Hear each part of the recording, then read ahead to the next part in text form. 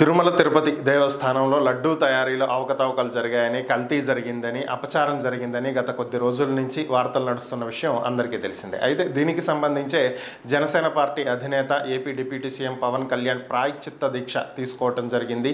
ప్రాయశ్చిత్త దీక్ష 3వ రోజున ఆయన విజయవాడలోని కనకదుర్గమ్మ అమ్మవారి దర్శనం చేసుకోవటం జరిగింది. అనంతరం ఆయన మీడియాతో మాట్లాడటం జరిగింది. మీడియాతో మాట్లాడుతూ లడ్డు తయారీ విషయంలో జరిగినటువంటి అవకతవకలకు సంబంధించి ల్యాబ్ రిపోర్టులను తీసుకువచ్చి పెట్టి మాట్లాడుతున్నామని, జగన్మోహన్ రెడ్డి మీద తనకేమీ ప్రత్యేకంగా ద్వేషం ఏమీ లేదని, ఆయన్ను కించపరిచేటువంటి ఉద్దేశ్యం కూడా లేదని, కాకపోతే ఖచ్చితంగా సనాతన ధర్మాన్ని పాటించి తీరాలని, ఎక్కడ అవకతవకలకు పాల్పడకుండా ఉండాలని, కాబట్టే దాని గురించి విమర్శిస్తున్నాము అని చెప్పి ఆయన చెప్పడం జరిగింది. దీంతో పాటుగా సనాతన ధర్మాన్ని కాపాడటం కోసం తాను చచ్చిపోవటానికి కూడా సిద్ధంగా ఉన్నాను అని చెప్పి పవన్ కళ్యాణ్ వ్యాఖ్యానించడం జరిగింది.